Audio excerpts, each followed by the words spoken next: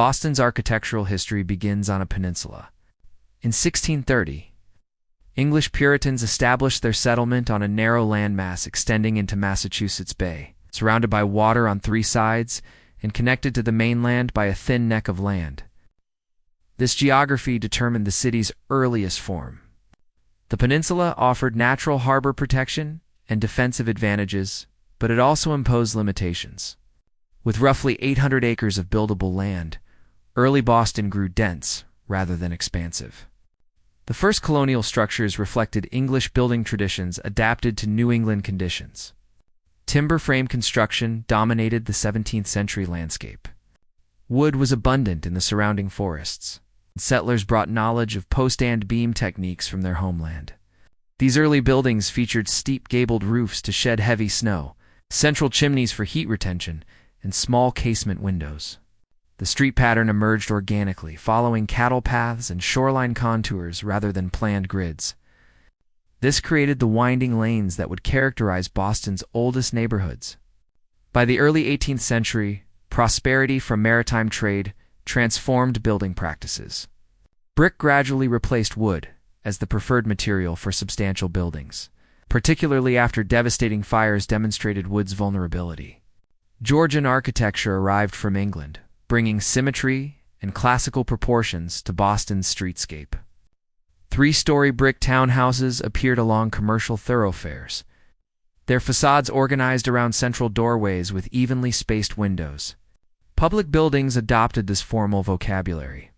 Records suggest that master builders worked from pattern books imported from London, translating English architectural conventions to colonial circumstances.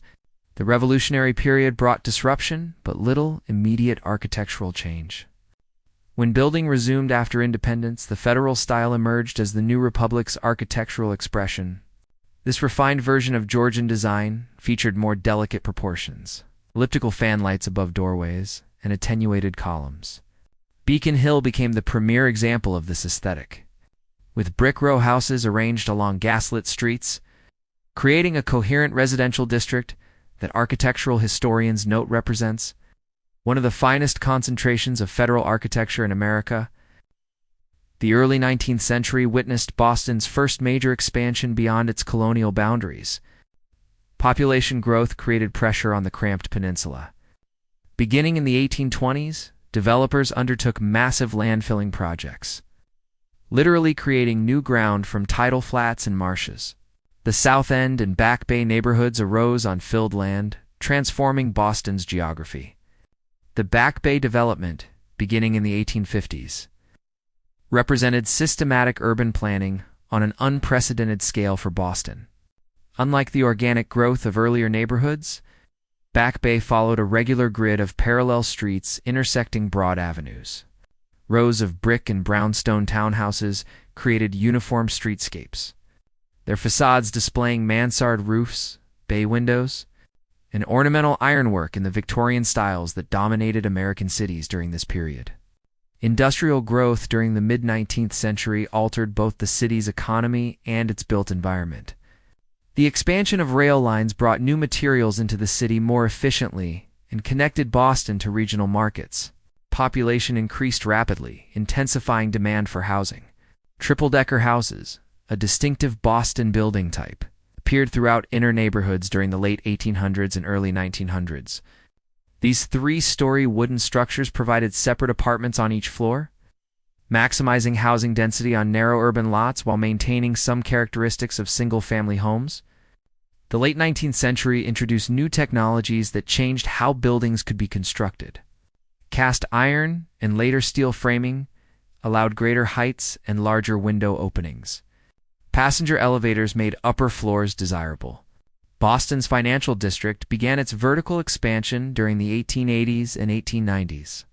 Though height remained modest compared to cities like Chicago or New York, design trends indicate that Boston's architects often favored solidity and historical reference over technological expression.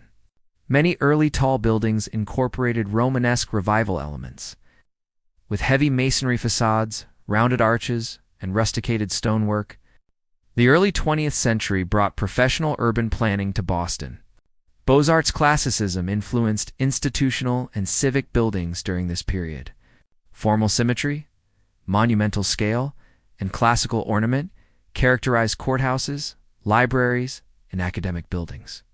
The 1920s saw continued commercial construction in downtown areas. Art Deco styling appeared in office buildings and hotels, introducing geometric ornament and vertical emphasis to Boston's skyline. Post-war development transformed significant portions of Boston's urban fabric. The 1950s and 60s brought extensive redevelopment projects that demolished older neighborhoods in favor of modernist planning principles. The government center complex replaced dense commercial blocks with brutalist concrete structures arranged around a vast brick plaza. The international style dominated commercial construction during these decades.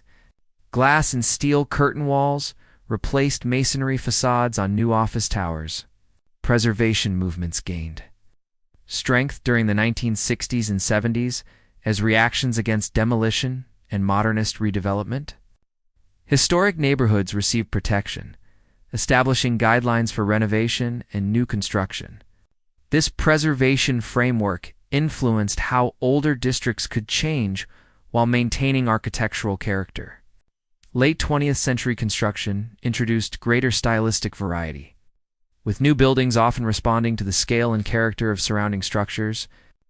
Waterfront redevelopment transformed Boston's relationship with its harbor during the final decades of the century. As shipping operations moved to deeper ports, older wharves and warehouses became available for conversion to residential and commercial uses. The removal of the central artery through underground tunneling in the early 21st century reconnected downtown to waterfront areas and created new surface parks where the elevated highway had stood. Throughout these changes, Boston's architectural layers remain visible. Colonial street patterns persist in downtown areas despite centuries of development. Federal-era rowhouses stand alongside modernist towers.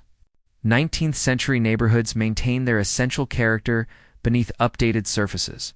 The city's building history reflects constant negotiation between preservation and change, between inherited forms and contemporary needs.